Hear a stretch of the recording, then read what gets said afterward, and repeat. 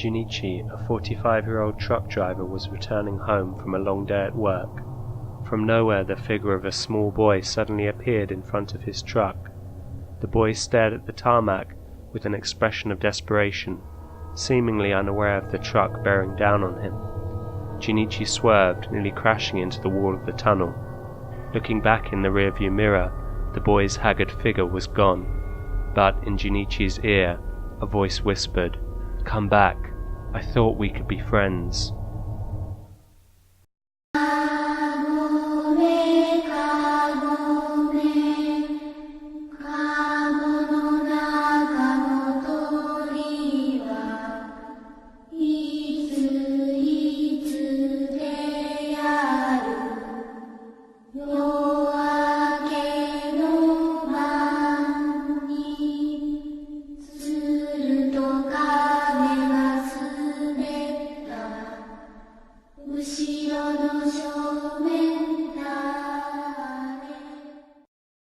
Hadano City, Kanagawa Prefecture, was a busy tobacco cultivation area in the Edo period.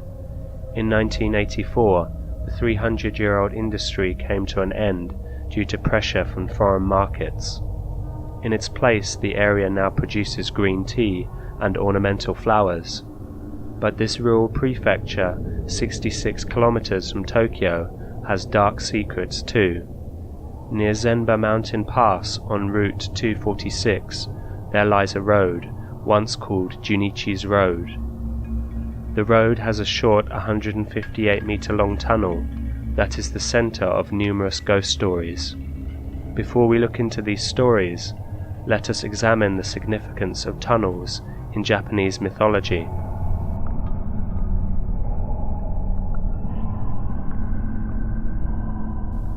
There are many bridges in Japan between mountains, rivers, and urban areas. Long ago, people would say, "This is the same country, but our ways of thinking are a little different." That is to say, bridges and tunnels connect us to people with different cultures and rules. So it was often said that they were the entrances to parallel worlds. Naturally, this made some people afraid. People believed that after death, they would go to a place called that world. So tunnels and bridges were considered places where it was easy for ghosts to move between worlds. When a person crossed over these boundaries, either by a bridge or a tunnel, in the bottom of their heart they felt fear and unease. Naturally, they felt fear in dark tunnels too. It seems that ghosts delight in that feeling of fear that they can sense in the depths of our hearts. In the Kojiki, the oldest record of Japanese ancient myths, the Yomi no Kuni, or the realm of the dead, is mentioned. It was most likely a myth spun out of the tradition of burying the dead outside of a town's boundaries. As it was thought that the worlds were connected, Japanese people were sensitive to this boundary. In the boundary between villages, it was common to place a statue of the Buddhist priest Dogen. This was a talisman to prevent angry ghosts from entering either village. According to some Buddhist doctrines, those spirits who do not pass over to that world are doomed to forever wander the earth. In a sense, they can never return to the Buddha's side. There are at least 3 urban legends surrounding this tunnel. First, a boy named Junichi died in an accident in the tunnel. If other people named Junichi pass by, the boy's spirit will cause them to have an accident as well. Junichi's spirit is lonely and he longs for more friends. The second story goes like this. A truck driver passing through the tunnel suddenly saw the figure of a boy on the road in front of him. He braked hard and his truck stopped just in time. He wondered where the boy had suddenly jumped from, as there was nowhere to hide in the tunnel. As he cautiously got out of the driver's seat, he was astonished to see that the boy had vanished. He got back in his truck and resumed driving.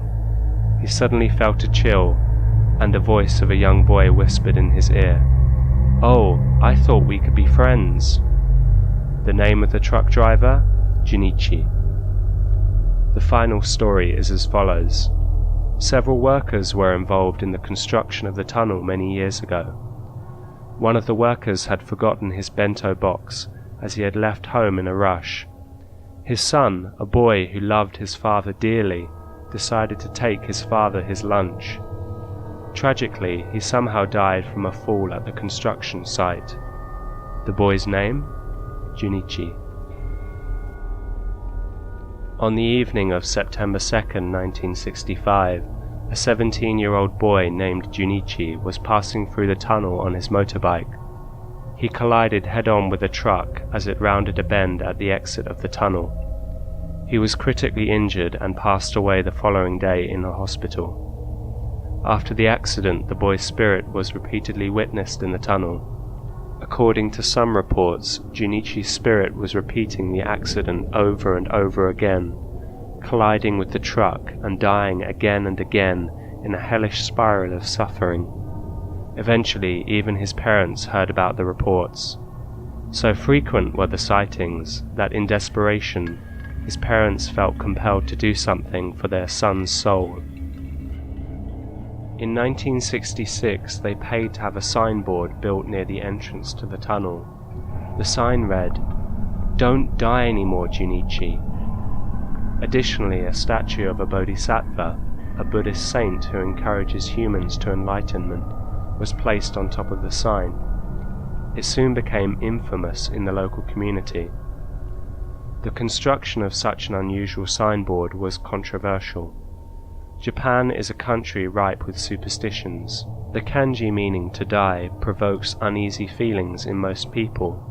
As you may know, some buildings choose to forego having a fourth floor, as the number 4 has the same Chinese-derived reading as the kanji meaning to die.